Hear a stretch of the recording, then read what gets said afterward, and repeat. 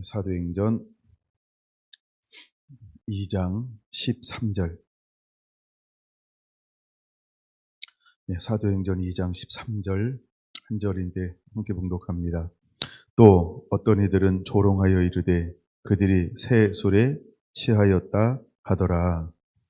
아멘. 다윗의 장막 48번째 사도행전 2장 13절 소제목으로는 새 술에 취하자. 새 술에 취하자.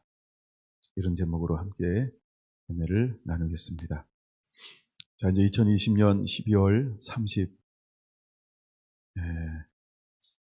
올해로선 저희들은 마지막 예배죠. 네. 벌써 그렇게 됐어요. 한 해가 가고 또 한 해가 옵니다.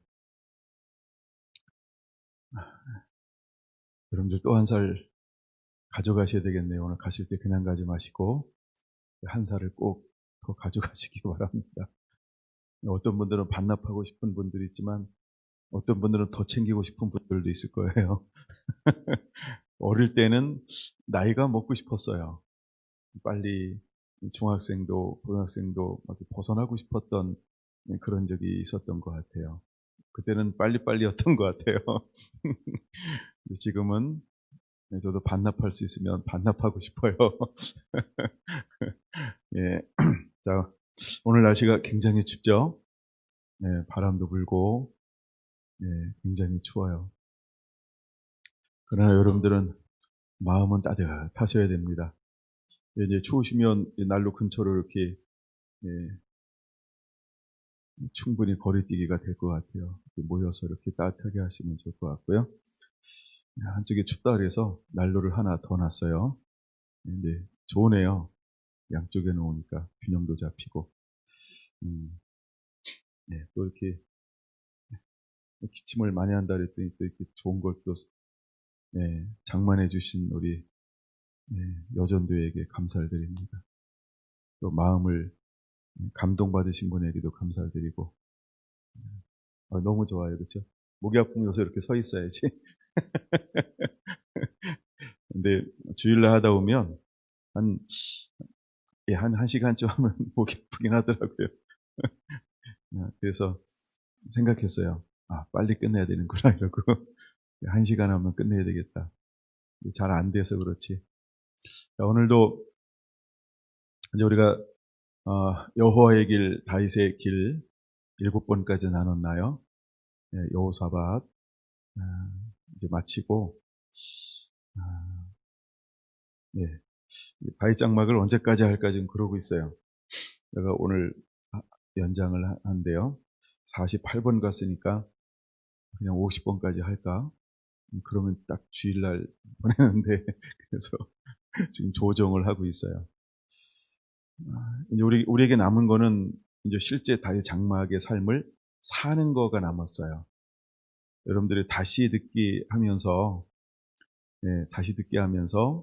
다윗 장막을 내 안에 어떻게 세울 것인가, 어떻게 세워갈 것인가, 그렇게 여러분들이 도전을 받고 실제 다윗의 장막을 세워가게 되기를 원합니다. 그래서 오늘은 소제목을 한번 새술에 취하자 이런 제목을 잡아봤습니다.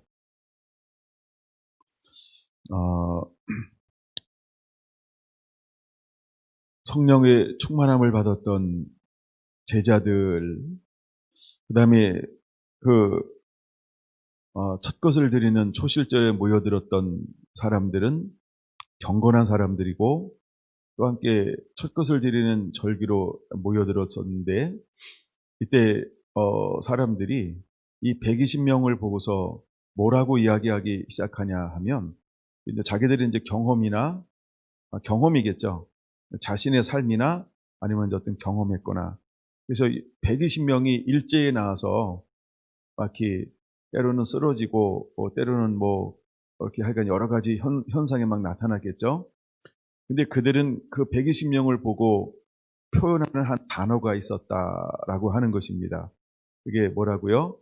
새 술에 취하였구나. 이렇게 표현했다는 거예요. 그럼 뭔가 이 120명이 동일하게 행동을 한 거라는 거죠. 어떤 행동을 했을까요? 예, 술에 취한 모습을 했다는 거예요. 여러분 술에 취해 본 적이 있는지 모르겠어요. 술이 세다고요? 예. 저도 술을 취해 본 적이 없어서 뭐 이걸 리얼하게 설명할 수는 없습니다만 하여간 우리 아버지가 취한 걸 제가 많이 보고 자라났기 때문에 좋은 모습과 안 좋은 모습과 이게 이제 막 오버랩이 되는 거죠. 근데 세술에 취한 모습으로 120명이 사람들에게 비춰지기 시작을 했다는 거예요. 예. 그럼 어땠을까? 사실 120명은 너무 행복하잖아요. 황홀하잖아요. 그리고 정말 표현할 수 없는 그 무엇인가에 사로잡힌 그것을 온몸으로 그냥 자연스럽게 지금 뿜어내고 있는 거예요. 그들에게는 평화가 있었을 것이에요. 말할 수 없는 사랑도 희락도 평강도 뭐 행복도 막 이렇게 우러나왔을 거예요. 끊임없이 그 안에서 샘솟는 그 막 이렇게 행복 아니면 어떤 뭐 미소, 웃음 뭐 이런 것도 막 터져나왔을 거라 생각이 들어요. 그리고 어떤 사람은 막 소리를 지르는 사람도 있을 거고, 어떤 사람은 노래를 하는 사람도 있을 거고, 또 어떤 사람들은 뭔가 막 그렇죠. 막 손을 들고 액션을 취하면서 하나님을 칭송하고 경배하고 찬양하고 막 하여간 이렇게 다양한 모습들이 연출되지 않았을까 그런 생각을 해봐요. 왜냐하면 사람들의 술 취한 모습이 가지각색이더라고요. 저희 아버지의 술 이제 취하시면 좋은 모습이 뭐냐면 노래를 그렇게 하는 것이에요. 노래를. 제가 가끔 노래 따라서 하고 있잖아요. 예, 늘 많이 들었던 게 하여간 몇 가지 있었어요. 그래서 그게 지금도 생각이 나요. 또 할 뻔했는데 하여간 이제 그런 게 생각이 나요. 예. 하여간 이렇게 동구 밖에서부터 하여간 그렇게 좋으신지 하여간 노래를 늘 하면서 이렇게 집을 향하여 걸어오셨던 이제 그런 이거는 게 이제 좋은 기억이에요. 근데 여기 사람들이 이 120명을 보면서 뭐라고 일컫기 시작을 하냐 하면 12절에 다 놀라며 당황하여 서로 이르되 다 놀라며 당황하여 서로 이르되 이 어찌된 일이냐 하며 어떤 이들은 조롱하여 이르되 그러니까 그들이 세술에 취하였다라고 하는 그 말은 어떤 의미였다는 거예요? 조롱의 말이었다는 거예요. 조롱의 말이었다는 거예요. 그럼 이제 교회 안에는 두 가지 사람이 있어요. 정말 하나님이 받으시는 예배를 드리는 사람과 또 하나는 하나님께서 받으실 수 없는 예배가 있다는 거죠. 그래서 말라기의 주제가 예배 성공, 예배 실패 이걸 다루고 있는 거 아닌가요? 그다음에 성경 전체가 우리가 예배로 보면 두 가지를 다루고 있는 거죠. 예배에 성공하는 사람, 예배에 실패하는 사람. 이 두 가지를 다루는 게 성경의 주제입니다. 하나님이 찾는 사람도 우리가 예배로 정의한다 그러면 어떻게 정의할 수 있을까요? 하나님이 찾는 예배자가 있고 하나님이 찾는데 받으실 수 없는 자칭 그냥 어떤 형식만 가지고 있는 사람들. 그래서 하여간 뭐 이렇게 두 가지를 크게 나눌 수 있다는 거죠. 근데 오순절 날이 임하였을 때 그들은 세술에 취하였다라고 하는 이 말은 그들이 사용하는 의미는 좋은 의미는 아니었다는 거예요. 그들은 어떤 의미로 사용했냐 하면 조롱하는 이런 언어로 사용했다는 거죠. 근데 왜 그들은 그 모습을 보면서 조롱하고 싶었을까요? 놀랍지 않나요? 지금 120명이 조롱받을 사람들입니까? 120명이 조롱받을 만한 지금 어떤 행동이나 행위를 했습니까? 아니죠. 근데 왜 거기에 예배를 드리러 절기를 지키러 첫 열매를 드리러 이제 올라왔던 경건한 사람들, 많은 사람들이 그들을 보면서 당황하면서 다 놀라면서 그들을 표현해 내려고 하는 그 단어는 근데 뭔가 자기 마음에 안 맞았다는 거죠. 자기 생각에 뭔가 안 맞았다는 거죠. 자기 가치관에 뭔가 부닥친다라고 하는 거죠. 예, 자기가 생각하는 규범이나 법규나 율례나 전통에 뭔가 상당히 거슬렀다라고 하는 거죠. 그러니까 평범하지 않은 거였죠. 그 다음에 한 번도 보지 못했던 행동들을 하고 있었다라고 하는 거죠. 여러분, 우리는 아직도 공자 위에 세워졌잖아요. 우리 예의를 지켜야 돼, 이런 거요, 그렇죠? 예, 그 다음에 보이지 않는 서열 같은 거요, 뭐 이런 거요. 이런 건 다 공자의 영향이잖아요. 예, 우리는 그걸 예의라고 말하고 있기도 하고, 뭐 유교적인 전통이라고도 말하고 있기도 하지만, 어쨌든 그게 다 공자에서 이제 온 거니까요. 근데 이 유대인들 안에도 뭐가 있었냐면, 그 당시에 나름대로 율법이 있었고 종교적이 있었고, 그다음에 장로들의 유전들이 있었고 관습이 있었다라고 하는 거죠. 근데 120명을 보고 있는 120명들의 지금 뭘 보는 거예요? 어떤 특별한 액션을 보는 거죠. 어떤 행동을 보는 거잖아요. 근데 그 행동을 보면서 경건하게 하나님의 절기를 지키러 올라왔던 이 사람들이 120명을 볼 때 어떻게 보기 시작했냐면, 첫째, 놀랍다, 당황스럽다, 아이고 저럴 수 있어 하면서 이것을 수용하는 게 아니라, 이해하는 게 아니라, 용납하는 게 아니라, 그 마음속에 들지 않아서 뭘 하기 원했다고요? 조롱하는 언어가 툭툭툭 튀어나왔다라고 하는 거예요. 그걸 이해하려고 하는 사람보다, 그렇죠? 그냥 용납하려고 하는 사람보다, 저럴 수도 있구나라고 하는 것보다, 나하고는 다를 수도 있지, 이렇게 생각하는 것이 아니고, 이다냐, 잘못됐어, 신비야, 뭐 이런 식으로 해서 해가지고 뭔가 조롱하려는 의도가 그 마음속에 깔려 있었다라고 하는 거예요. 근데 그 사람들이 어떤 사람들이었다고요? 예, 경건한 사람들이었다는 거예요. 지금 뭐하러 올라왔다고요? 예배하러 올라왔다는 거예요. 하나님을 예배하러 올라왔어요. 왜 올라왔다고요? 절기를 지키러 올라왔다라고 하는 거예요. 와우. 여러분, 우리가 예배가 회복되면 우리는 교회 안에서 전통적인 교회 수많은 사람들에게 우리가 어떤 모습으로 보일 것인지 여기서 빨리 눈치채고 준비해야 합니다. 우리는 그렇게 보일 거라는 거예요. 또라이로 보일 거예요. 아주 신비한 걸로 보일 거예요. 아주 이상한 사람으로 보일 거예요. 갑자기 어제까지 같은 사람이었는데 어떤 이 행동을 하는 동시에 사람들은 뭐라고 보기 시작할까요? 우리 다른 인종으로 보기 시작할 거예요. 상대할 수 없는 사람으로 볼 거예요. 예. 근데 지금 120문도가 그렇게 사람들에게 비춰지고 있다라는 거예요. 무엇이 이 결과를 만들어낸 걸까요? 우리는 이미 다 답을 알고 있죠? 예배가요. 무엇이 이런 차이를 만들어냈을까요? 판에 받으시는 예배와 받지 않는 예배를 드리는 사람과 차이점이요. 근데 하나님은 우리에게 뭘 원하라고 말하고 있어요? 너희는 저 예배를 회복하라라고 말하고 있어요. 그 다음에 하나님, 우리가 신령과 진정으로 예배한 자가 되기를 하나님은 원하고 있어요. 예, 여러분, 우리는 취하는 자가 되어야 합니다. 우리가 뭐에 취하는 자가 되어야 할까요? 새 술에 취하는 자가 되어야 할 줄로 믿습니다. 여러분의 하나님의 성령에 취한 자가 되어야 할 줄로 믿습니다. 이 취한다라고 하는 이 언어가 있는데, 이 언어는 메메스토 메노이, 이게 한 언어예요. 메메스토 메노이라고 하는 이 말의 동사 메스테오라고 하는 단어입니다. 이 말은 무슨 뜻을 가지고 있냐면, 가득 채워진 상태, 어떤 그 조건이나 상태가 가득 채워져 있는 상태를 표현하는 말인 거예요. 그러니까 새술에 가득 채워져 있다라고 하는 거죠. 예, 새술에 가득 채워져 있다는 거예요. 여러분, 이제 우리는 어떤 예배자가 되어야 할까? 새술에 가득 채워져 있는 진행형의 상태가 되어지면 우리도 사람들에 의해서 너 새술에 취했다, 이렇게 소리를 듣게 될 거라는 거죠.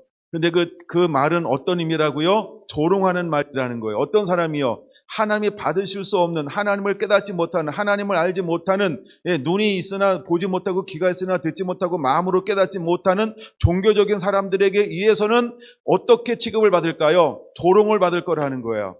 예, 놀라고 당황하지만 더 나아가 그들은 조롱하기 시작할 거라는 거예요. 그들이 뭐하러 왔으니까요?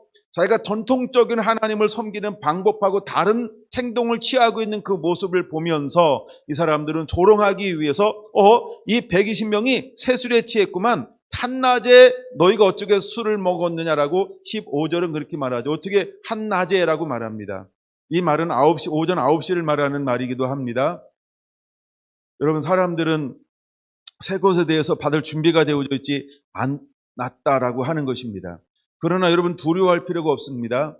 이제 우리 안에 예배가 회복되어지면 우리 안에 새로운 성령이 임하시면, 우리가 성령에 붙들리면 여러분 우리도 세상에서 이런 평판을 듣는다 할지라도 우리는 그 평판에 좌우되지 않을 거라는 것이죠. 여러분 베드로와 12제자는 당황하지 않았다는 것이죠. 두려워하지 않았다는 것이죠. 오히려 그들은 기쁨이 충만했고 마음이 강하고 담대하게 시작했고 그는 거침없이 한 번도 해보지 않았던 얼마 전에 열흘 전에 그 구약을 향해서 풀었던 예수 그리스도, 그렇죠? 구약에서 풀었던 그 예수 그리스도, 내 마음의 문을 열어서 깨닫게 했던 그 예수 그리스도를 누구에게 전하기 시작했어요? 나도 열흘 전에는 당신과 똑같았다라고 하는 걸 스스로 인정합니다. 물론 그 표현은 하지 않지만, 그러나 열흘 전에 부활하신 예수님께서 내게 오셔서 그때부터 말씀을 풀어주기 시작하는데 그게 사실이나 걸렸습니다. 그리고 열흘이 지났다라고 하는 것입니다. 그러니까 이 말씀이 다 풀어지고 주님이 올라가시는 그 이후의 열흘, 그 전에 제자들도 똑같은 상태였다라고 하는 것입니다. 예수님과 함께 있었지만 예수님을 이해할 수가 없었어요. 예수님을 담아낼 수가 없었어요. 예수님을 헤아릴 수가 없었어요. 예수님은 늘 자기의 생각과 다른 방법으로 사역하기 시작했어요. 그러나 그들은 예수님이 사역하는 걸 뭐라고 이야기하지 않았어요. 근데 그 주변을 둘러싸고 있는 종교적인 사람들은 예수님을 늘 뭐라고 생각하기 시작했습니까? 네, 그는 다르다라고 생각했습니다. 그냥 다를까요? 아닙니다. 그는 어떻게 하면 죽일까라고 생각했다는 겁니다. 그냥 죽일 것만 생각했을까요? 아닙니다. 어떻게 하면 저를 무너뜨릴까라고 생각했습니다. 저 한 사람이 죽는 것이 낫다라고 생각하기도 했다라고 하는 것이죠. 여러분 이것이 바로 예수님이 이 땅에서 사역하면서 보여줬던 하나님을 예배하는 삶이 어떤 것인지를 예수님은 친히 그 길을 걸어갔다라고 하는 것입니다. 근데 제자들도 그 길을 이해할 수가 없었습니다. 그러나 말씀이 풀어지기 시작할 때 제자들은 그때부터 어떤 은혜가 임하기 시작했을까요? 예수님이 왜 그렇게 했는지, 왜 이렇게 말씀했는지, 왜 그렇게 행동했는지, 왜 이렇게 비유로 말씀했는지, 왜 예수님이 하셨는지, 왜 밤을 새웠는지, 그 상황에서 예수님은 왜 그런 액션을 취했는지 제자들은 하나하나 깨달아가고 이해하기 시작했다라고 하는 것입니다. 이해하기 시작했다라고 하는 것입니다. 그래서 여러분 성경은 많은 부분에서 이렇게 기록하고 있습니다. 그들이 부활하신 예수를 만난 이후에 그들이 알았더라. 이렇게 말입니다. 그전에는 그들도 몰랐다는 것이죠. 그럼 부활하신 예수님을 만났다 이 말은 뭐예요? 말씀이 풀어지니까 그게 이거였구나. 그게 이거였구나라고 깨닫기 시작했다라고 하는 것입니다. 이제 여러분 우리 안에 예배가 회복되어지면 임하는 것이 하나 있다고 말씀을 드렸어요. 그게 뭘까요? 아합은 뭐하는 사람이었더라? 선견자였더라. 그는 신령한 노래로 하나님을 찬양하기 시작합니다. 그러나 신령한 노래로만 찬양하는 것이 아니고 신령한 노래로 하나님을 예배할 수 있었던 근거는 어디서 주어지는 걸까요? 그들에겐 계시가 임하기 시작했다는 겁니다. 새로운 하나님의 영이 그에게 임해서 하나님을 함되게 하나님이 천국의 비밀을 그에게 보여주기 시작을 하는 것입니다. 그래서 그는 신령과 진정으로 새로운 노래로 신령한 노래로 하나님을 예배할 수 있었다라고 하는 것이죠. 네, 하나님이 아삽도 그렇게 만들었어요. 그 다음에 사무엘의 손자 누구였죠? 헤만도 그렇게 만들었어요. 그 다음에 여술은 누구죠? 또 하나님이 그렇게 만들었어요. 하나님이 그렇게 만들었다는 것이죠. 예배가 회복되어지면 여러분 우리가 하나님을 새롭게 알아서 그렇게 예배함이 우리 안에 그렇게 임하게 될 거라는 것입니다.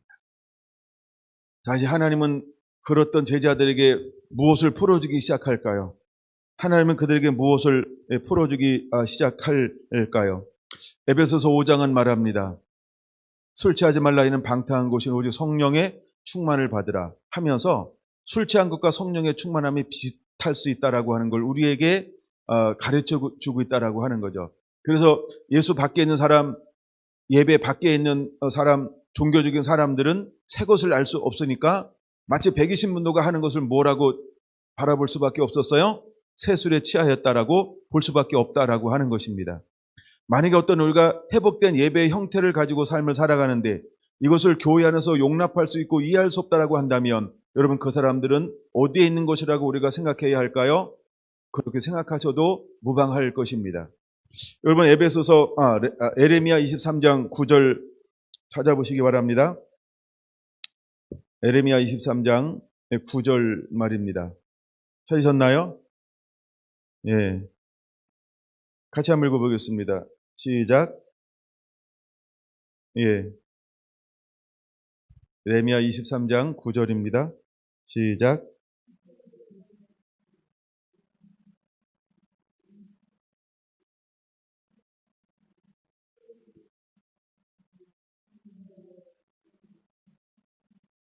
할렐루야. 예, 내 모든 뼈가 떨리며 내가 취한 사람과 같으며 포도주에 잡힌 사람 같으니 라고 표현하고 있습니다. 우리가 하나님의 은혜가 임하면 마치 그 사람을 뭘로 표현하고 있냐 하면 내가 취한 사람과 같다라고 표현하고 있다는 거죠. 우리가 하나님의 성령으로 충만할 때 나타나는 현상 중에 하나가 뭐냐 하면 떨림이 일어날 수 있어요. 쓰러짐도 일어날 수 있어요. 또 취한 사람과 같아요. 그 다음에 포도주에 잡힌 사람과 같으니, 포도주에 잡혔다 이 말이 뭐예요? 뭐 앞에 나오는 것처럼 취한 사람과 같다, 뭐 같은 표현인데 좀 더 다른 표현으로 하고 있는 거죠. 네. 그 다음에 사무엘상 1장 찾는 김에 찾아볼까요? 사무엘상 1장 12절에 보니까 한나라고 하는 여인이 기도할 때 엘리가 그를 주목하여 보고 있었죠. 근데 그 여인이 마치 뭐 한 것처럼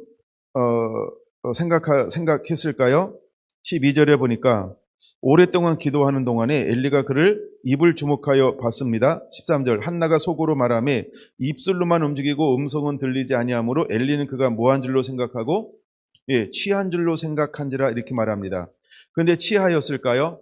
물론 14절 또 이렇게 말합니다. 엘리가 그에게 이르되 내가 언제까지 취하여 있겠느냐? 포도주를 끊으라 이렇게 말했습니다. 그때 취한 걸까요? 아니요. 한나는 뭐라고 말하고 있습니까? 마지막 부분에요. 여호와 앞에 내 심정을 통한 것뿐이니이다. 그 심령을 하나님 앞에 온전히 쏟아 놓았을 때 마치 무엇처럼 보일 수 있다?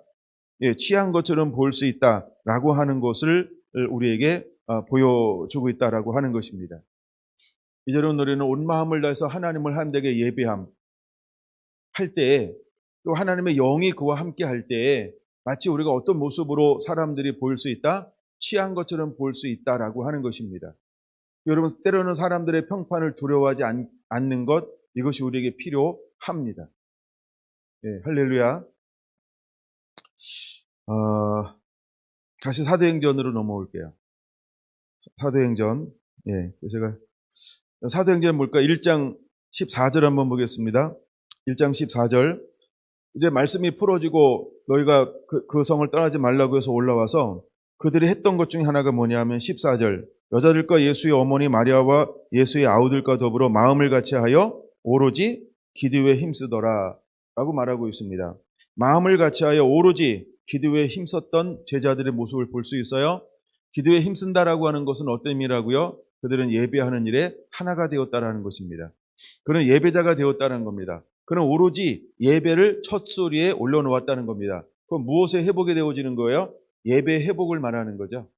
그들에게 무엇이 풀어졌을 때 잃어버렸던 예배가 회복되어지고 있나요? 잘 아는 누가복음 24장으로 넘어가 보려고 합니다.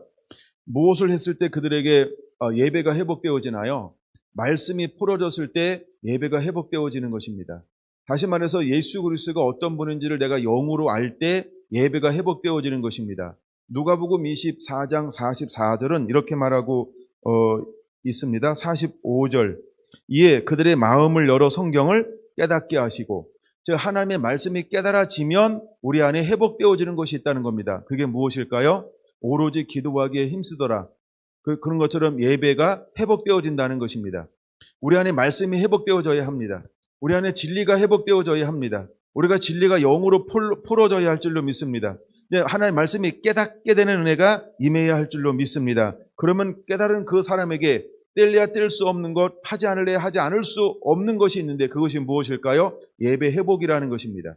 그런데 어떻게 예배한다고요? 마음을 같이하여 오로지 예배에 힘쓰더라. 기도하기에 힘썼던 걸 볼 수 있어요. 하나님의 말씀이 이루어지기를 그들이 기도하고 예배합니다. 53절 이렇게 말하죠. 늘 성전에서 하나님을 찬송하니라. 찬송하는데 어떻게 찬송한다고요? 늘 성전에서. 그럼 늘 성전에서 하나님을 찬송하는 게 무엇의 회복이 일어난 것일까요? 예배의 회복이라고 말하는 것입니다. 할렐루야. 이해가 되는 거죠? 여러분, 말씀이 풀어졌을 때 제자들의 삶 가운데 제일 먼저 회복된 게 무엇의 회복이 일어났을까요? 예배의 회복이 일어났다는 것입니다. 이제 그 예배는 멈출래야 멈출 수 없는 예배가 제자들의 삶 가운데 회복이 되어졌다라고 하는 겁니다. 멈출 수 없는 예배가 무엇의 회복을 통하여 제자들 가운데 왔을까요? 말씀의 회복을 통하여 왔다는 겁니다. 그 말씀의 회복이라고 하는 단어를 45절에는 뭘 사용하고 있다? 깨닫고라는 단어로 사용하고 있다라고 하는 것입니다.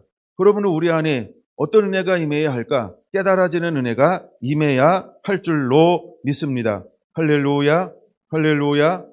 자, 그래서 제가 지난 시간에 누가복음 1장을 통하여서 보여준 것 중에 하나가 뭐냐 하면, 이제 누가복음 1장에 보면 스가랴가 한번 찾아볼게요. 누가복음 1장 64절 있나요? 예, 이에 그의 입이 곧 열리고 혀가 풀리며 말을 하여 하나님을 찬송하니. 그는 누굴까요? 스가랴를 말하죠. 세례 요한의 아버지. 세례 요한의 아버지 사가랴를 말하는 거죠. 근데 그가 10달 동안 벙어리를 있었어요. 10달 동안 벙어리를 있었어요. 근데 입이 열리자마자 그는 무엇을 지금 하고 있습니까? 입이 열리자마자 하는 일이 뭐예요? 하나님을 찬송하기 시작한다라는 것입니다. 여러분, 그는 누구의 음성을 들었어요? 천사의 음성을 들었어요. 예. 그리고 이제 그를 통해서 아들이 있을 것이다. 그의 이름을 요한이라 하라 하면서 그가 어떻게 태어났고 무엇을 해야 할지를 하나님께서 그에게 천사를 통하여 가르쳐 주었어요. 근데 그는 믿지 않음을 통해서 벙어리가 되었어요. 그래서 그 혀가 풀리는 동시에 그가 제일 먼저 하는 그 첫 번째 일성이라고 그럴까요? 일성이 뭐였어요? 하나님을 찬송하니라. 그는 하나님을 찬송하기 시작했습니다. 그럼 그가 벙어리가 되었을 때 그는 수많은 시간들을 어떤 시간으로 보냈을까요? 하나님을 찬양하고 또 예배하고 또 예배하고, 그 안에는 어떤 마음으로 가득 채워졌을까요? 그렇죠? 믿음의 연약함도 있었지만 대부분의 시간을 그는 무엇으로 보냈을까요? 벙어리가 되어도 하나님을 내 온 영으로 온 마음으로 하나님을 찬양하고 또 찬양했을 것입니다. 그래서 그가 입이 열리자마자 마치 이렇게 구멍이 나자마자, 아니 뭔가 시작이 되자마자 제일 먼저 튀어나오는 게 뭐였어요? 찬양이요. 그러면 이 사가랴의 마음속에는, 영속에는 무엇으로 가득 채워져 있는 10개월을 보낸 거라고 볼 수 있을까요? 찬양함으로. 할렐루야. 여러분, 사가랴가 어떤 사람인지를 여러분이 잊으면 안 됩니다. 사가랴가 어떤 사람인가요? 1장 5절 6절에 보니까, 누가복음 1장 5절 6절 보세요. 두 사람 하나님 앞에 의인이요 주의 모든 계명과 규례대로 흠이 없이 행하고 있는 사람이라고 하는 걸 여러분 잊지 않아야 합니다. 할렐루야. 물론 그가 이제 너무나 급작스러운 일에 대한 감당하지 못해서 벙어리가 되었지만, 그러나 그가 벙어리가 된 그것만 보면 안 됩니다. 그는 어떤 사람이었다라고 하는 것이 굉장히 중요합니다. 그의 본 바탕은 무엇으로 가득 채워져 있는 사람인지를 우리가 깨달아야 합니다. 그래서 그가 입이 열리자마자 했던 것이 뭐냐 하면 하나님을 찬양하기 시작했다라고 하는 것입니다. 그러면서 67절에서 79절까지 사가랴에 뭐가 기록되어져 있나요?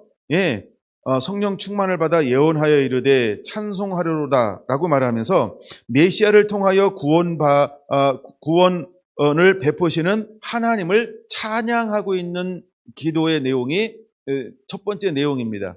그리고 두 번째는 세례 요한의 역할에 대해서 하나님 감사합니다 하면서 감사로 하나님 앞에 예배와 찬양을 올리고 있는 걸 볼 수 있어요. 이 두 가지 주제를 가지고 하나님을 찬양하며 그가 예언하고 있는 것입니다. 그럼 하나님의 영이 사가랴를 뭘로 붙잡았을까요? 그렇죠? 찬양의 영으로, 예배의 영으로 하는 그를 가득 채웠다라고 하는 것입니다. 근데 사가랴에게 이런 은혜가 임한 것이 무엇이냐 하면, 하나님이 무엇을 들었다라고 말할 때 1장 13절 무엇을 들었다라고 말하고 있나요? 너의 간구함이 들린지라. 그렇죠? 사가랴에 무서워하지 말라, 너의 간구함이 들린지라 라고 말하고 있어요. 그러면 늘 이 엘리사의 마음속에는 뭐 하는 사람이요? 예배하는 사람이요. 근데 예배하는 삶을 사는데 그 안에 어떤 것을 품었어요? 거룩한 소원을 품었다는 거예요. 하나님이 기뻐하시는 소원을 갖고 행동으로 삶을 살아냈던 사람이 누구였냐 하면 사가랴였다라고 하는 것입니다. 여러분, 우리도 이런 소원을 갖고 행하는 자들이 되어야 할 줄로 믿습니다. 할렐루야, 할렐루야. 근데 하나님이 그가 하나님 앞에 의로운 자였고 말씀대로 하는 자였고 그다음에 늘 하나님께 포기하지 않고 나이가 많음에도 불구하고 포기하지 않고 하나님께 기도함으로 예배할 때 하나님의 때가 되면 하나님이 쓰시는 방법으로 초자연적인 방법의 통로로 하나님의 사가랴를 들어 쓰실 수 있게 되었다는 것입니다. 여러분, 우리가 어떤 환경에 굴하지 말고 하나님 우리를 어떻게 쓰고 사용할지 모릅니다. 그러므로 늘 하나님 앞에 주여 하나님의 나라와 의가 이루어질 수 있도록 여러분들이 그렇게 함께 기도하는 자가 되기를 원합니다. 더 나아가 제가 2장 30절, 31절, 32절 물론 29절부터 시작이 되죠. 시므온의 찬양입니다. 29절 32절 시므온의 찬양을 하는데 이것은 예수님을 향한 찬양이었어요.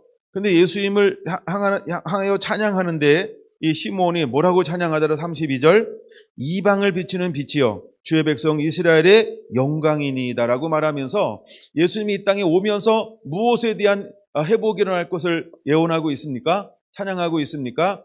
다윗 장막이 회복될 것에 대해서 먼저 시므온이 찬양하고 있었다라고 하는 것입니다. 근데 그 다윗 장막의 회복이 뭐예요? 우리가 지난번에 봤던 것처럼 사도행전 15장이나 아모스 9장에 나오는 것은 다윗의 장막이 수축되어지면서 거대한 목적이 두 가지가 있죠. 하나는 이방인의 구원이고 하나는 이스라엘의 구원이라는 것입니다. 그래서 이스라엘의 회복이 되고 이방인들의 회복되어지는데 무엇을 통해서 회복될 것에 대해서 예언해 놓으신 거예요? 예배 회복을 통해서. 근데 그 예배 회복을 무엇이 수축되기를 하나님께서 원하고 있는 거예요? 다윗의 장막. 왜 다윗의 장막이 수축되고 회복되기를 원하는 거예요? 하나님만을 경배하고 노래했던 장막이 유일하게 무엇이었다? 다윗의 장막이었기 때문에 하나님이 다른 어떤 모세의 성막이 아니고 솔로몬의 성전이 아니고 다른 성전이 아니고 하나님의 무엇에 대한 소망을 가지고 있었어요? 나는 다윗의 장막을 일으킬 것이다 라고 말하고 있는 거예요. 근데 아모스서를 여러분들이 읽어봤는지 모르겠어요. 아모스 전문맥을 보면 그 시대가 무너졌고 타락했어요. 공의가 없어요. 근데 그 시대의 마지막 때 무엇에 대한 갈망이 일어날 거라고 말하고 있어요? 말씀을 듣지 못한 기갈이 일어나게 될 것이다. 그래서 수많은 사람들이 말씀을 듣지 못해서 하나님을 알고 싶은데 하나님을 예배하고 싶은데 마치 사마리아 여인처럼 하나님을 온전히 예배할 수가 없는 환경 가운데 있는 거예요. 그래서 하나님께서 마지막에 무엇에 대한 회복이 일어날까요? 다윗의 장막이 회복되어지면 무엇이 회복된다? 계시가 회복될 것이다. 말씀들이 회복될 것이다 라고 하는 걸 우리에게 보여주고 있는 것입니다. 그래서 예배하는 자에게 하나님께서 무엇을 부어주게 될 것이냐 하면 예수님처럼 그들에게 하늘의 계시들을 부어주게 될 것입니다. 또한 제자들처럼 하늘의 계시들을 하나님이 부어주게 될 것입니다. 그래서 제자들은 말씀을 깨닫게 하고 난 다음에 성령을 부어서 나가 무엇하는 삶을 살게 했습니까? 예배자의 삶을 살게 하신 것입니다. 할렐루야. 그래서 잃어버렸던 이스라엘의 여호와의 영광을 드러내고 있는 장면이 사도행전 2장에 기록되어져 있는 것이죠. 더 나아가 베드로를 통해서 사도행전 8장에 고넬료 10장에 고넬료를 변화시키는 장면이 기록되어져 있는 것입니다. 예수님께서도 요한복음 8장에 백부장을 통하여 이방인을 구원하는 장면을 하나님이 기록해 놓은 이유가 거기에 있습니다. 그래서 예배가 회복이 되어지면 이스라엘의 여호와의 영광이 회복되어집니다. 그래서 베드로가 설교할 때 모여들었던 경건한 사람들이 3,000명이나 돌아올 수 있는 것은 무엇을 보여주고 있는 것입니까? 32절에 이스라엘의 영광이 예배가 회복되어지면 이렇게 드러나게 될 것이다를 보여주고 있는 것입니다. 더 나아가 하나님께서 사도행전 9장에서 이방인을 위한 택한 그릇으로 한 사람을 삼았습니다. 그 다음에 그가 이스라엘 사람들을 돌아오게 할 거라고 말하고 있습니다. 근데 그가 나가서 복음을 증거함을 통해서 아시아에서 어떤 사람을 얻나요? 허다한 사람들 주께로 돌아오더라. 그 다음에 유럽으로 건너가서 허다한 사람들을 주께로 돌아오더라. 그 다음에 로마로 건너가서 왕들의 주께로 돌아오더라 하면서 허다한 사람들 주께로 돌아옴에 대한 이방인의 빛을 어떻게 증거하는지가 기록되어져 있다는 것입니다. 그러면 잘 보세요. 예수님은 어떤 삶을 살았을까? 제자들은 그 이후에 사도가 되어서 어떤 삶을 살아갈까? 그 다음에 복음에 붙들렸던 사도 바울은 어떤 삶을 사는 것일까? 이 한마디로 말하면 이분들은 회복된 예배의 삶을 살아낸 사람들이다라고 평가할 수 있다는 것입니다. 근데 예수님이 먼저 뭐 하는 사람이었다? 그는 하나님이 받으실 만한 예배의 삶을 사신 분이라는 것입니다. 할렐루야. 여러분, 그것이 시몬이 그 어릴 때 예언했던 그 내용이, 그래서 누가복음 2장 32절이 굉장히 중요하다라고 말씀을 드렸어요. 예, 이런 이방인을 비추는 빛이요 주의 백성 이스라엘의 영광이니이다. 누가? 메시아로 오신 예수 그리스도가. 그 아기 예수를 보고 아직 하나님의 성령에 감동되지 않았어요.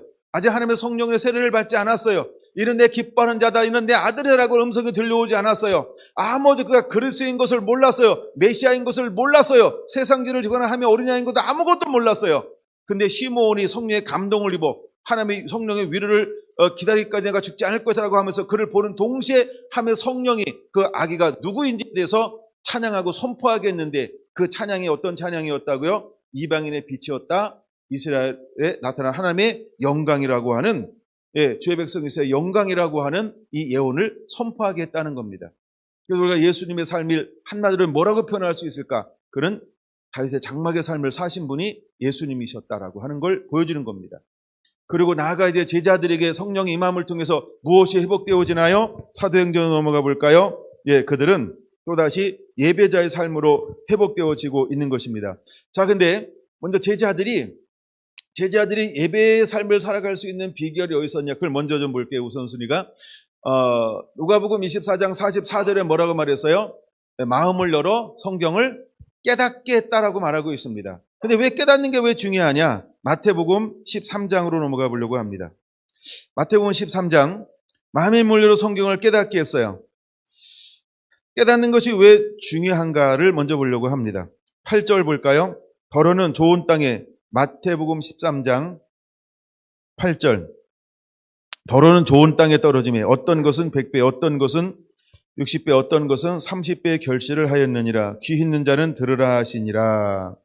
제자들이 예수께 나와 이르되 어찌하여 그들에게 비유로 말씀하시니까? 대답하여 이르되 천국의 비밀, 이건 오늘 초점입니다. 천국의 비밀을 아는 것이 너희에게는 허락되었으나 그들에게는 아니 되었나니 할 때, 너희는 제자들을 말하죠.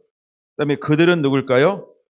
제자 위에 그 시대 다른 사람들을 말하는 거예요. 그 시대 다른 사람을 말한다라고 할 때 그 시대 주류를 이루고 있는 사람들을 대표하는 거죠. 주류를 이루고 있는 사람들을 말합니다. 근데 예수님께서는 이제 비유로 말씀하시는데, 비유로 말씀하실 때마다 예수님께서 무엇을 말씀하고 있는 거예요? 천국의 비밀이요. 천국의 비밀이요. 그럼 오늘날은 천국의 비밀을 누가 할 수 있을까요? 그렇죠? 예배가 회복되어진 사람들은 천국의 비밀을 알게 됩니다. 그러나 그 예배가 회복되지 아니하면 똑같습니다. 천국의 비밀을 모릅니다. 그냥 종교적인 사람일 수 있어요. 바리새인과 사두개인과 대제한과 서기관과 똑같을 수 있어요. 그들은 예배합니다. 율법을 달달달달 외웁니다. 풍습을 다 알아요. 모세오경을 다 달달달 외워요. 선지서도 알아요. 역사서도 합니다. 시편도 아주 잘 알아요. 여러분들보다. 그걸 나름대로 막 금식도 합니다. 얼마나 구제도 많이 하는지 몰라요. 선한들도 얼마나 많은지 몰라요. 우리가 따라갈 수 없어요. 여러분, 그들은 자기들의 문화가 있기 때문에 이해를 기똥차게 이해합니다. 우리보다 훨씬 나아요. 근데 뭐라고요? 그들에게 뭐가 없어요? 깨닫지 못합니다. 깨닫지 못하면 영적 맹인과 같습니다. 그래서 예수님은 그를 비유로 말씀하고 있습니다. 비유로 말씀하는데 똑같은 말인데 그들이 못 깨닫습니다. 중요한 건 그겁니다. 깨닫냐 못 깨닫냐는 것입니다. 그래서 예배하는 자에게 하나님께 주신 은혜가 있어요. 그게 어떤 은혜냐면, 깨닫는 은혜는 누구한테 하나님이 허용할까요? 예배하는 자에게. 그래서 우리에게 중요한 겁니다. 왜 다윗 장막이 회복되어져야 하느냐? 예배가 회복되어지는 그 사람에게 하나님 앞에 얼굴을 구하고 그분 자신을 구할 때, 우리가 하나님을 원할 때 하나님이 우리에게 주시는 은혜가 있다는 겁니다. 그게 어떤 은혜를 주실까요? 깨닫는 은혜를 하나님이 부어줄 거라는 것입니다. 할렐루야, 할렐루야. 여러분, 우리가 육으로는 깨닫지 못합니다. 그러나 영으로는 깨닫음을 얻을 수 있습니다. 우리가 육으로는 하나님을 모릅니다. 로마서 8장입니다. 예, 근데 우리가 영으로는 하나님을 아는 것입니다. 그리고 하나님을 함께 예배하는 사람들은 어떤 사람일까요? 육으로는 지칩니다. 육은 예배의 모형은 가지고 있을 수 있어요. 그러나 육은요, 그 안에 참다운 기쁨이 없어요. 즐거움이 없어요. 만족이 없어요. 우선순위가 달라요. 이건 육으로 그냥 예배를 하기 위해서 힘쓰고 애쓰는 거예요. 1년 지나고 2년 지나고 3년 지나고 4년 지나잖아요. 번아웃 돼버립니다. 아, 이거 우리 부르심 아닌가 봐요. 이러고 끝내버립니다. 왜 그럴까요? 육으로 한 것이기 때문에 그렇습니다. 아, 물론 은혜가 좀 임해서 또 누가 같이 했기 때문에 하는 것입니다. 네, 좀 더 갈 수 있습니다. 그러나 육으로 하는 것은 깨달음의 은혜가 임하지 않기 때문에 그냥 모여서 뭘 하기는 합니다. 아무 은혜가 없습니다. 근데 영으로 하는 사람이 되어요. 영의 인도함을 받아야 합니다. 그럼 그 예배가 다른 겁니다. 그게 다윗 장막이에요. 그게 다윗 장막이에요. 여러분, 이 하나님의 영이 임하면 다릅니다. 여러분, 제자들이 왜 예수님과 함께 깨워 기도할 수 없었을까요? 그런 영이 아닌 육으로 따라갔기 때문에 그래요. 육적인 사람이에요. 조그만 하나님께 은혜를 부어서 그 은혜를 주는 동안까지는 가는 것 같은 힘을 얻을 수 있었어요.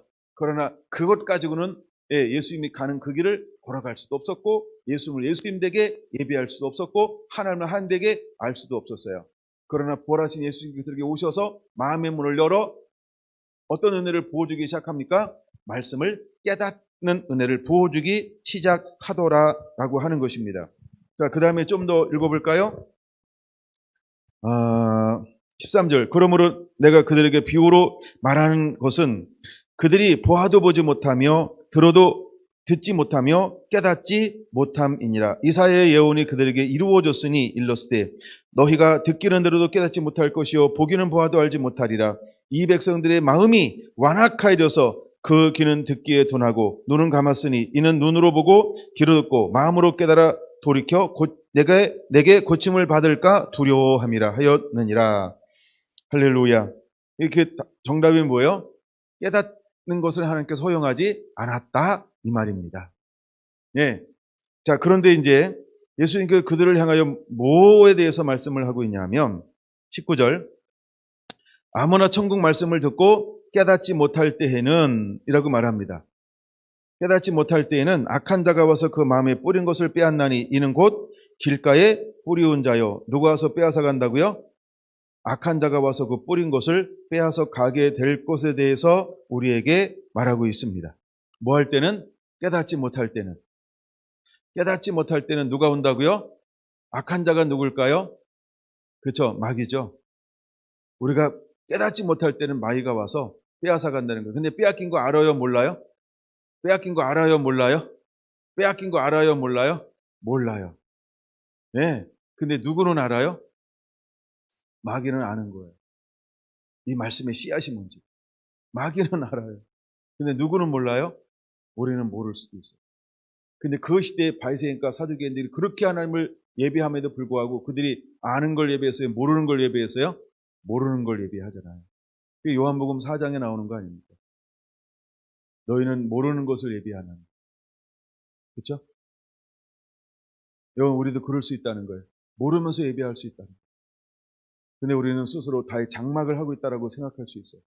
난 다윗 장막을 하고 있어. 이렇게 생각할 수 있어요. 여러분, 우리가 다시 한번 우리의 예배를 점검해야 할 것입니다. 그 다음에 23절은 뭐라고 말합니까? 좋은 땅에 뿌려졌다는 것은 말씀을 듣고 깨닫는 자니. 좋은 땅이라고 하는 건 뭐냐? 말씀을 듣고 깨닫는 게 좋은 땅입니다. 그럼 여러분에겐 이제 우리가 뭐 할 때 하나님이 우리에게 깨닫는 은혜를 부어줄까요? 그렇죠. 하나님이 하나님 되는 삶을 살 때 하나님 우리에게 깨닫는 은혜를 부어주게 될 겁니다. 깨달으면 우리 안에 어떤 일이 일어날까요? 기쁨으로 충만합니다. 예, 깨달으면 우리 안에 놀라운 일들이 막 일어나는 거예요.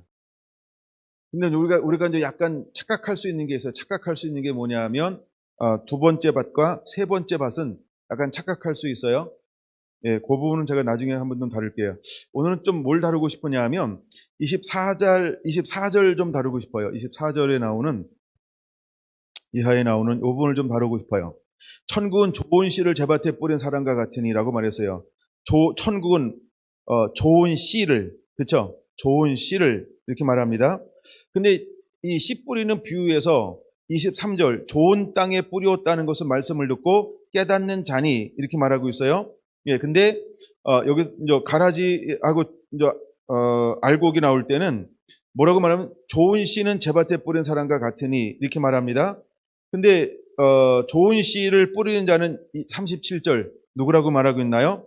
좋은 씨를 뿌리는 이는 인자요, 밭은 세상이요, 좋은 씨는 천국의 아들들이요, 이렇게 말하고 있어요.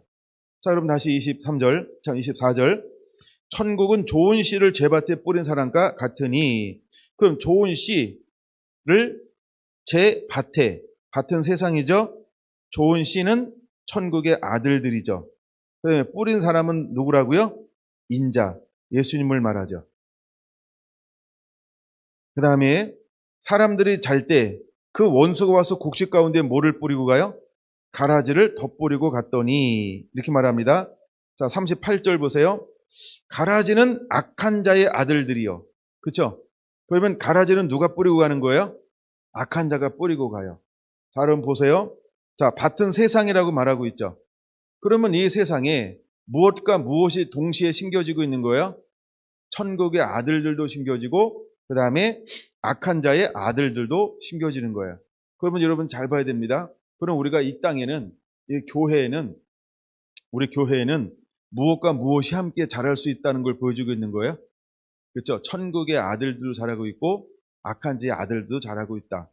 그럼 좀 더 좁혀보면 내 심령이라는 밭에 무엇도 존재할 수 있다는 거예요. 그렇죠? 하나님이 심겨준 것도 심겨서 자라나고 있고 사단이 준 것도 심겨져서 자라나고 있다. 그래서 사도 바울처럼 씨름할 수 있죠. 마음은 어느데 육신이 약하도다. 누가 나를 이 사망의 몸에서 나를 건져내랴. 그 사망이라고 하는 건 악한 자의 아들들을 말하는 거겠죠. 가라지를 말하는 거겠죠. 개인적으로 말할 땐 그렇죠. 그다음에 우리가 교회적으로 말할 땐 무엇이 있을 수 있어요? 그렇죠. 하나님의 아들들이 있고 또 뭐가 있어요? 그렇죠. 천국의 그 악한 자의 아들들도 존재하는. 그럼 이 땅에 있는 모든 교회들을 합치면 교회 안에 교회 다닌다, 예수를 믿는다라고 할 때 두 가지로 표현할 수 있다는 거죠. 하나는 천국의 아들들, 또 하나는 악한 자의 아들들이 교회 안에 존재한다. 이제 이해가 된 거죠? 어려운 거 아니니까. 근데 우리 가끔 그걸 인정을 안 해서 그런 거예요. 그래서 교회는 시끄러운 거예요. 세상 사람들이 교회 그러면 좋은 것만 얘기하죠. 몰라서 그런 거예요. 예, 교회는 뭐라고요? 예, 섞여져 있어요. 난리. 그게 교회예요. 예, 이제 이해가 됐나요? 왜 교회가 이래? 교회가 하나님의 아들도 있고, 그 다음에 악한 자의 아들들도 있는 게 교회다. 근데 문제 끝났죠? 그러면 이렇게 생각합시다. 이제 되게 편안한 단어가 저 교회는 왜 저래? 저 교회 왜 그럴까요? 하나님의 아들들도 있고, 악한 자의 아들들도 있고, 그래서 저런 거예요. 이해가 되셨나요? 그러니까 저런 게 당연한 게 아니라 정상이에요, 정상. 근데 마치 세상은 정상을 뭐라고 봐요? 이상하게 보잖아요. 눈이 뼈서 그런 거예요. 예. 그러니까 하나님에 대한 가치관이 없고 자기들 리그의 가치관만을 가져서 교회가 좋아라고 자기들 스스로 기준을 세워서 잘못된 프레임으로 교회를 자꾸 싸잡아서 이야기하는 거예요. 여러분 교회는 좋은 거 아니에요. 그거가 이해가 돼야 되는데, 근데 우리는 안 좋은 거야 자꾸 거기에 막 목숨 걸려고 그러잖아요, 그렇죠? 아니에요. 거기에 목숨 좋고 안 좋고 거기는 목숨 거는 거 아니에요, 그렇죠? 예, 근데 우리는 잘못된 거에 자꾸 그걸 사수하려고 그래. 예, 그래가지고 우리가 코로나 때문에 우리가 평판을 여러 번 어떻게 복음 전도해요 그러잖아요. 그러면 평판 좋으면 복음 전도가 돼요? 그것도 아니잖아요, 그렇죠? 평판 좋잖아요. 평판 나빠요? 예? 우리 자매님 평판 나빠요? 예? 평판 좋잖아요. 근데 안 나쁜데 왜 안 될까요? 근데 우리는 스스로 잘못된 프레임을 딱 갖다 대니까 어머 그렇지 이래가지고 자꾸 벌벌 떨어요. 벌벌 떨 이유가 없어요. 원래 교회는 나쁜 거야. 이거 이해가 된 거죠? 왜 교회가 나쁜 거예요? 교회 안에는 가라지들도 있어. 교회라고 하는 밭에는 뭐도 심어져 있다고요? 가라지도 있는 거야. 또 교회라고 하는 밭에 뭐도 있다고요? 예, 좋은 씨도 있는 거예요. 할렐루야. 우리가 이 기본적인 사실을 가끔 망각하고 잊어버리기 때문에 교회에 그럼 무조건 착한 사람, 좋은 사람만 있는 줄 알아요. 그러니까 우리가 윤리로 보기 때문에 그래요, 이거를. 그런 거 아닙니다. 예, 오늘 이 부분에서 여러분들이 명확하게 좀 깨달으면 많은 힘을 얻을 수 있어요. 예. 우리가 그런 부분으로 다루는 게 아니라 오늘 예배로 다룰 건데 좀 더 볼게요. 그러면 보세요. 25절 봅니다. 사람들이 잘 때 그 원수가 와서 곡식 가운데 가라지를 덧버리고 갔더니 싹이 나고 결실할 때 가라지도 보이거늘 집주인의 종들이 와서 말하되 주여 밭에 좋은 씨를 뿌리지 아니하였나이까? 그런데 가라지가 어디서 생겼나이까? 여러분 이제 어디서 생겼는지 여러분 다 아시죠? 우리가 잘 때 누가 와서 뿌리고 가는 건데 누구예요? 원수가요. 예. 그 다음에 주인이 이르되 원수가 이렇게 하였구나. 종들이 말하되 그러면 우리가 가서 이것을 뽑기를 원하나이까? 주인이 이르되 가만둬라. 가라지를 뽑다가 곡식까지 뽑을까 염려하노라. 둘 다 추수 때까지 함께 자라게 두라. 그럼 교회 안에는 처음부터 추수할 때까지 뭐와 공존하는 거예요? 그렇죠? 좋은 씨와 가라지가 공존하는 거다. 예. 여러분 가라지가 있다고 그러면요, 그냥 가라 이러면 돼요, 그렇죠? 예, 그 가라지라 그런 거예요. 예. 근데 언제까지 둬야 된다고요? 추수할 때까지 그냥 두라는 거예요. 추수할 때까지 그냥 두라는 거예요. 그럼 이 말은 무슨 말입니까? 주님이 오실 때까지 교회는요, 좋은 것만 있을 수 없다 이 말이에요. 그러니까 여러분들이 좋은 거 안 좋은 거 그게 믿음의 기준이 되지 않게 되기를 원합니다. 할렐루야. 여러분 그런 것 때문에 상처받지 마시고 그런 것 때문에 넘어지지 않게 되기를 원합니다. 할렐루야. 예, 그럼 우리가 그러잖아요. 네 똥 굴리 이런 말 있잖아요. 그러니까 너는 그러니 이런 거 있잖아요, 그렇죠? 근데 사실 우리가 인생을 살다 보면 내가 늘 좋을 수만 있어요. 우리도 그런 걸 통해서 다듬어지고 그런 걸 통해서 연단받고 고난받고 환난 통해서 우리가 다듬어지는 거지, 그렇죠? 예, 근데 그 중심이 이제 우리가 뭐에 이끌리냐는 거예요. 예, 죄에 이끌리느냐, 하나님께 이끌리느냐, 내가 뭐에 이끌리는 삶을 사느냐. 여러분들은 이제는 그런 여러 가지를 통해서 끊임없이 무엇에 이끌리는 삶을 살아야 될 것인가, 거기서 승리하게 되시기를 바랍니다. 자, 하여간 요거는 좀 그렇게 제가 설명할 이유가 있는 것 같아요. 그 다음에 31절, 또 비유를 들어 이르시되 천국은 마치 사람이 자기 밭에 갖다 심은 겨자씨와 같으니, 이렇게 말하고 있어요. 네, 넘어가서 35절, 이는 선지자를 통하여 말씀하신 바 내가 입을 열어 비유로 말하고 창세부터 감추인 것을 드러내리라 함을 이루려 하심이니라. 그럼 창세부터 감추인 것을 드러내는 방법을 예수님이 사용하신 게 뭘로 사용하신 거예요?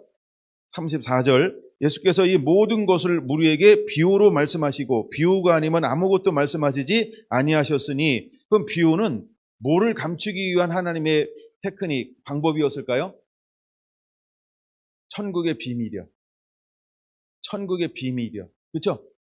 천국의 비밀을 감추는 방법이 예수님은 비유라고 하는 걸 통해서 사용하시고 있다라고 하는 것입니다.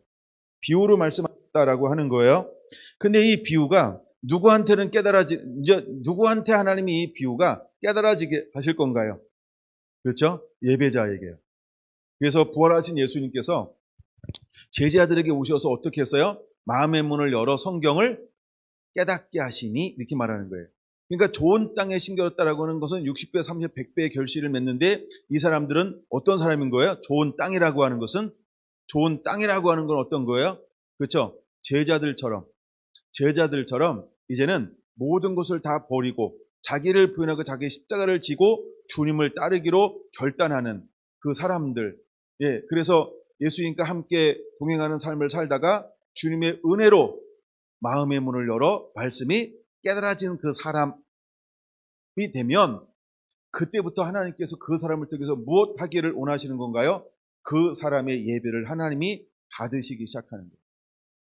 이제는 그들은 어떤 삶을 살게 되나요? 예배의 삶을 그때부터 살게 되어지는 것입니다. 여러분에게 그런 은혜들이 주어지게 되기를 원합니다. 예, 그런 은혜들이 주어지게 되기를 원합니다. 할렐루야, 할렐루야. 36절 아까 봤죠?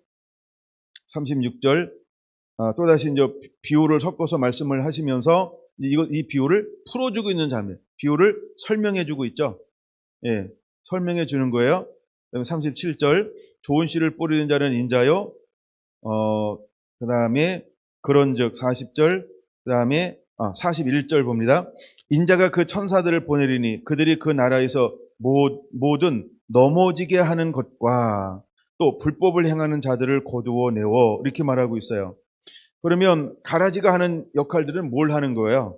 모든 넘어지게 하는 것과 16장 23절 한번 보겠습니다. 16장 23절, 사탄아 너희들은 물러가라. 너는 나를 넘어지게 하는 자로다.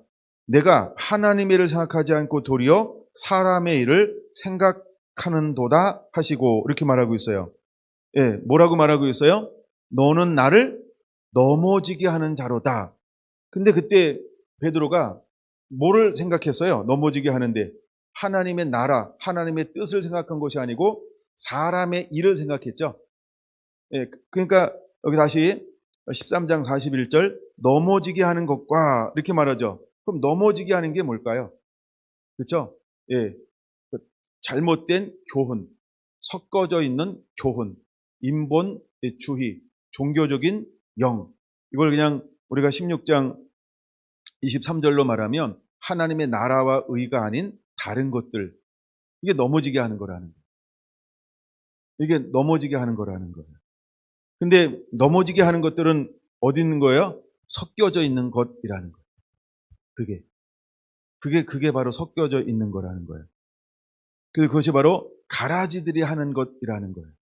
가라지라고 하는 것. 그래서 우리가 다윗장마를 할 때 제가 강조하는 게 있죠. 우리가 1시간의 이제 시간을 드리는데 그 1시간 동안 장막을 세울 때 뭐만 하자는 거예요?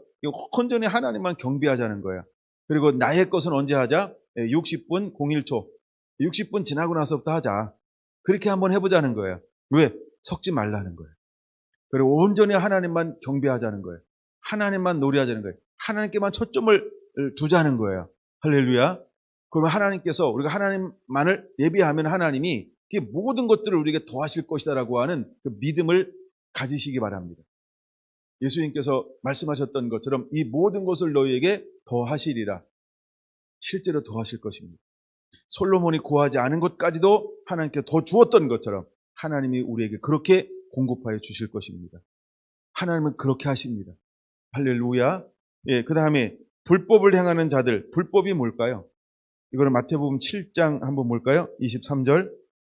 7장 23절. 불법을 행하는 자들아 내게서 떠나가라. 이렇게 말하고 있죠. 불법을 행하는 자들아 내게서 떠나가라. 이렇게 말하고 있죠. 불법이 뭐, 이것도 섞인 걸 말해요. 예, 하나님께서 말씀하지 않고 하나님의 나라와 영광이 아닌 자기를 위해서 하는 거예요. 뭐가 있으니까? 하나님의 손이 있어요. 즉 은사가 있고 능력이 있고 기적이 있어요. 근데 하나님의 얼굴이 없어요. 목적이 손이에요. 예, 하나님이 아닌 다른 목적을 가지고 행하는 것, 그게 불법이에요. 예를 들어서 레위기 9장과 10장에 보면 섞은 다른 불을 갖다 드렸다라고 할 때 다른 불이 뭘까요? 이게 불법을 말하는 거예요. 불법을 말하는 거예요.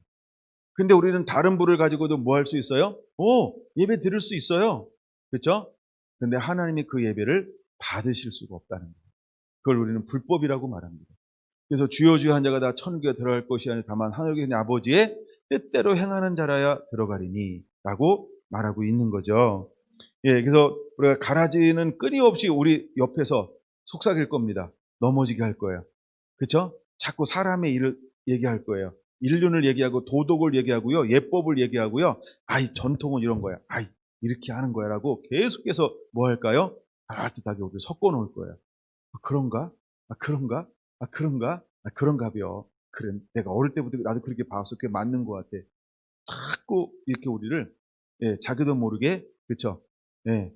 넘어지게 할 거예요. 끊임없이 넘어지게 할 거예요. 세우는 게 아니고, 말씀으로 세우는 게 아니고, 그 다음에 어느 순간에는 불법을 행하는 자가 이게 불법인지 아닌지 자기도 몰라. 왜? 여전히 능력이 있어요. 여전히 은사가 남아있어요. 여러분, 그 토미테니 책을 읽을 때 이 부분은 어디서 나올 수 있는 거냐면 6장이나 7장을 한번 참고하세요. 6장이나 7장을 참고하면 이 부분이 도움될 겁니다. 남아있는 게 뭔가, 불법이라고 하는 게 뭔가, 그런 것들이 우리에게 끊임없이 그렇게 될 수 있어요. 또 어떨 땐 차라리 은사나 능력이나 기름 부음이 안 나타나야 돼. 안 나타나야 돼요. 근데 하나님이 한번 준 걸 잘 안 거두시거든요. 예, 나타나기 때문에 우리가 온전히 회개하지 못하고 다시 앞에 온전히 침노하지 못하는 경우가 있을 수 있어요. 그러니까 여러분, 정말 이게 우리 안에 예배가 회복되어져야 합니다. 예, 그 6장, 7장을 여러분들이 한번 참고해 보시기를 바랍니다. 다시 이제 13장, 마태복음 13장 42절, 풀무불에 던져 넣으리니 거기서 울며 이를 갈게 되리라.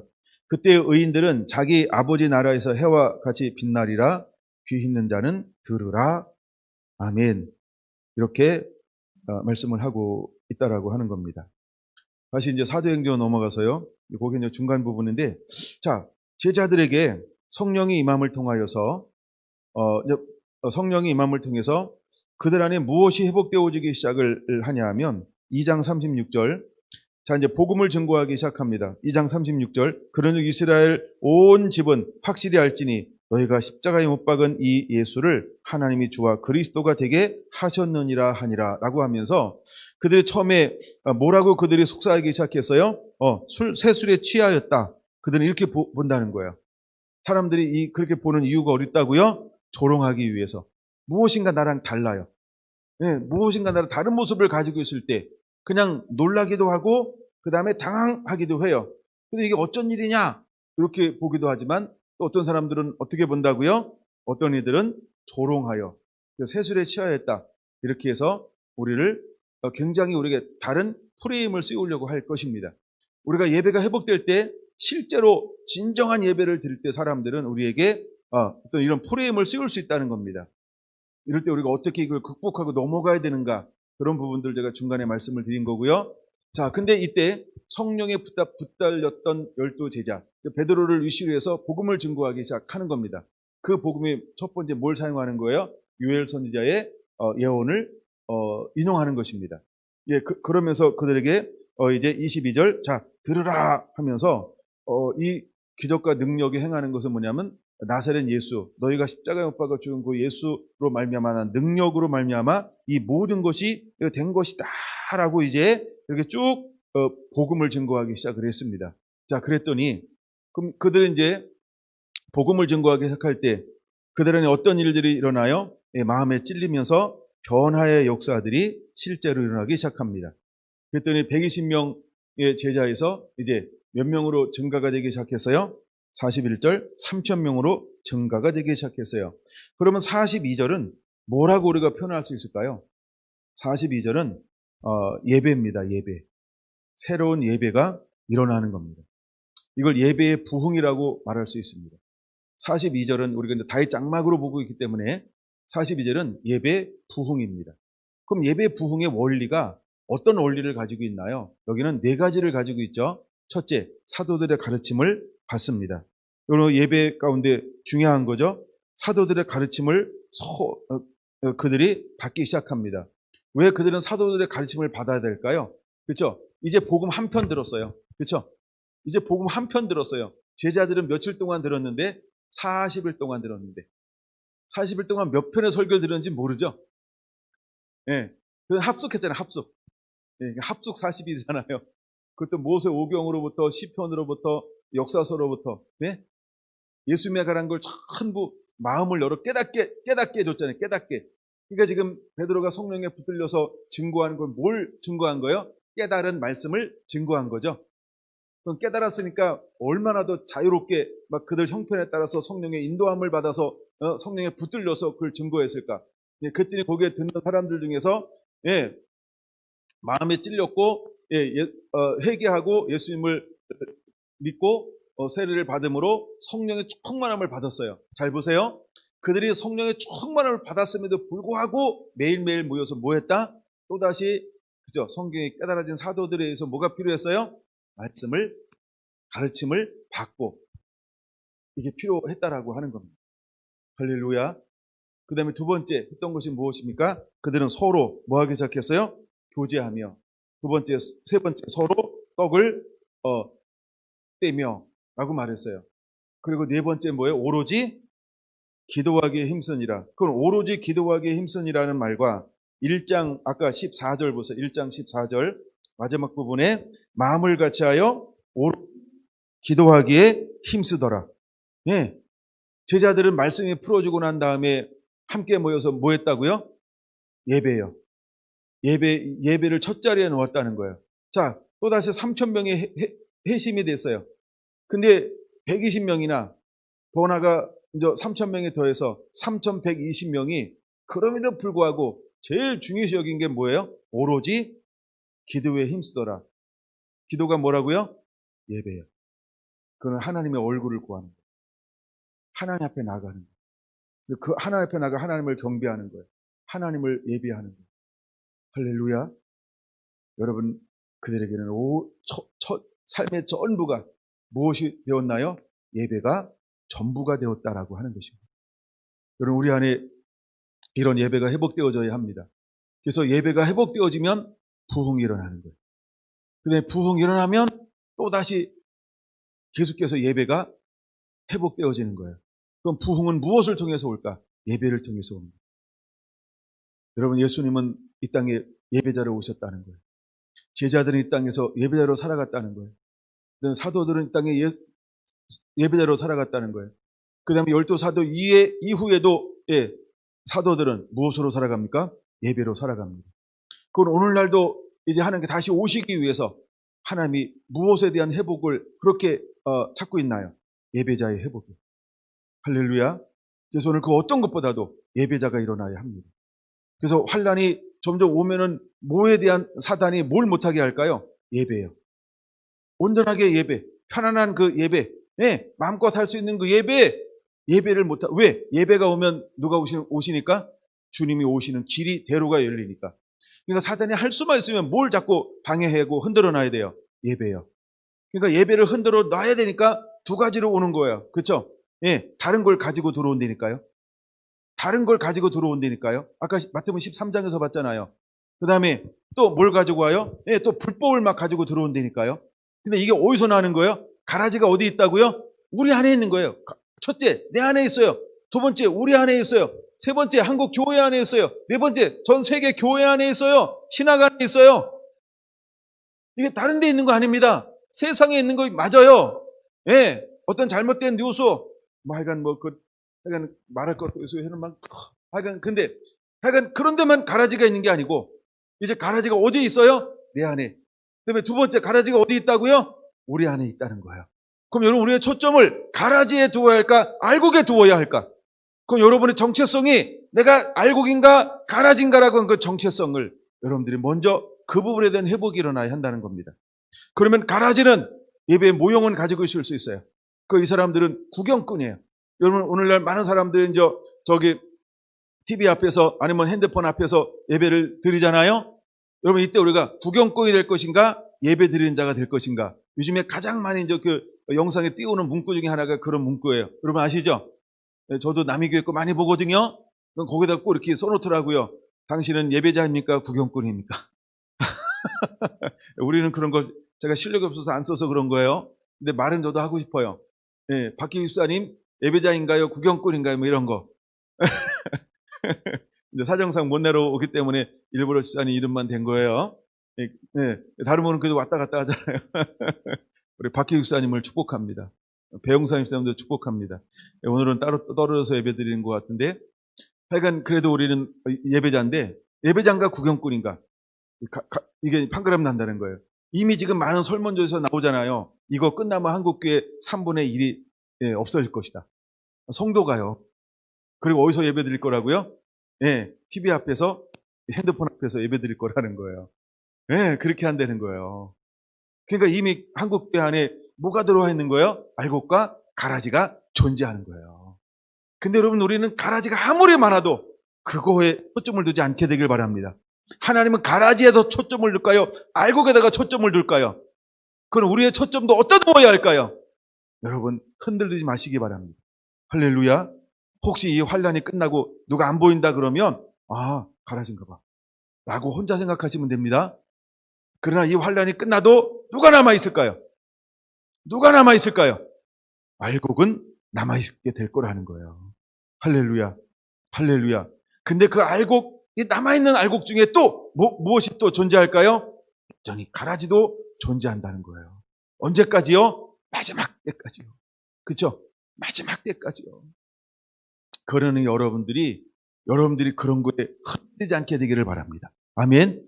무슨 말인지 이해가 되시죠? 내가 당신이 가라지다 이렇게 얘기하는 게 아니고, 여러분, 우리가 그 어떤 것에도 여러분들이 흔들리지 않는 자가 되기를 원한다는 거예요.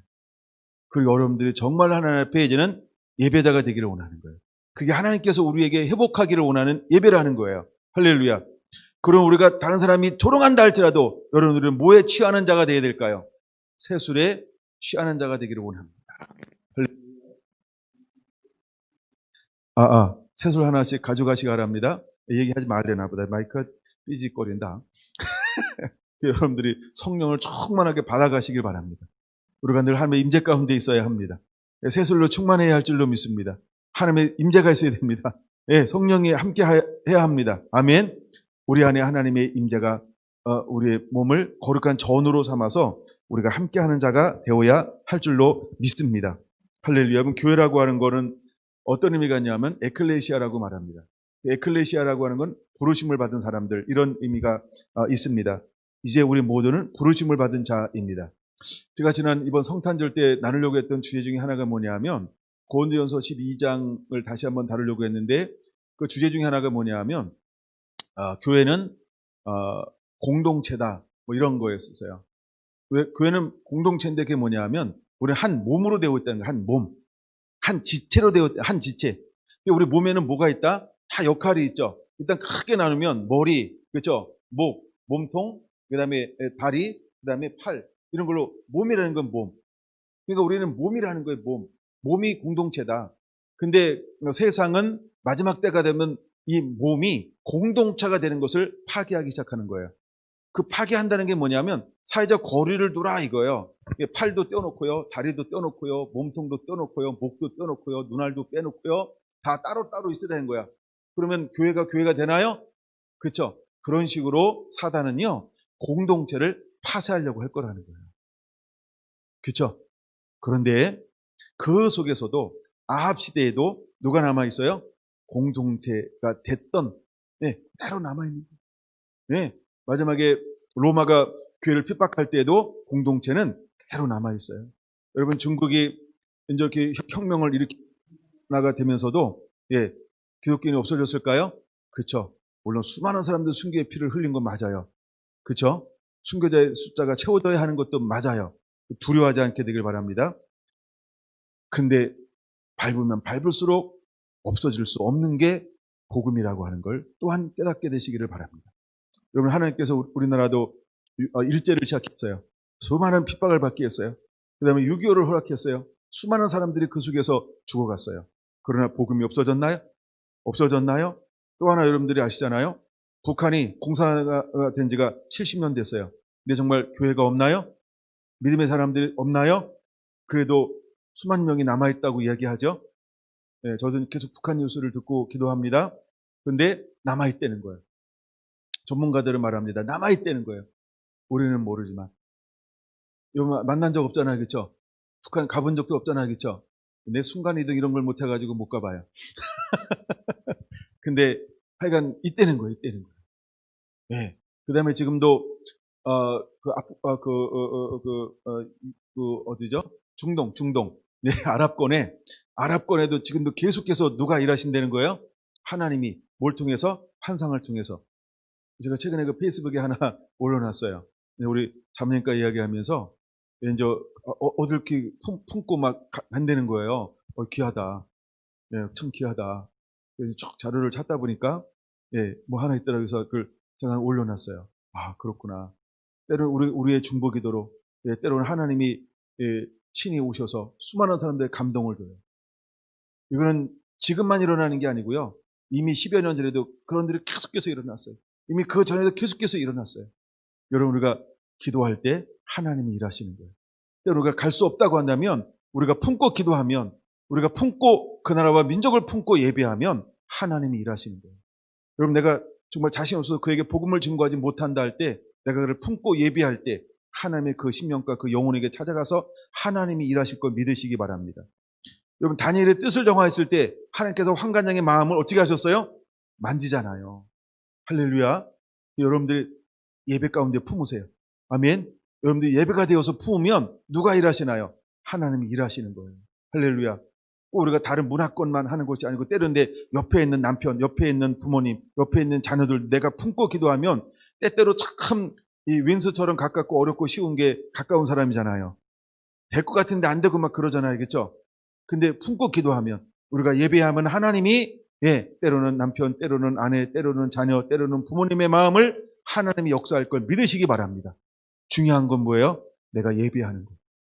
내가 그 심령과 그 영혼들을 품고 예배하는 게 필요해요. 그러면 하나님은 일하실 거예요. 할렐루야. 오늘 여기 사도행전 이 120문도가 품고 기도하기 시작했어요. 뭘 품었나요? 사도행전 1장 8절이에요. 성령의 너에게 임하시면 권능을 받고 예루살렘과 유대와 사마리아와 땅까지 이르러 내 증인 되라. 여러분, 이 제자들이 뭘 품었을까요? 유대를, 예루살렘을 품었어요. 그들은 유다를 품었어요. 그들은 사마리아를 품었어요. 그들은 땅끝을 품었어요. 그 오순절 성령이 임했을 때 그들이 품고 기도하는 동시에 하나님께서 어떻게 일하기 시작하나요? 그렇죠? 이곳에서부터 땅까지 하나님의 성령이 일하기 시작하시는 거예요. 할렐루야. 내 방법이 아닌 하나님의 방법으로, 내가 품고 기도할 때 하나님의 방법으로 하나님이 일하기 시작하신다는 거예요. 할렐루야. 그러므로 이제 여러분 모두가 다 장막을 세워가면서 이제 새 술에 취한 자가 되기를. 그래서 오늘 소제목이 그런 거예요. 새 술에 취한 자. 기도하겠습니다.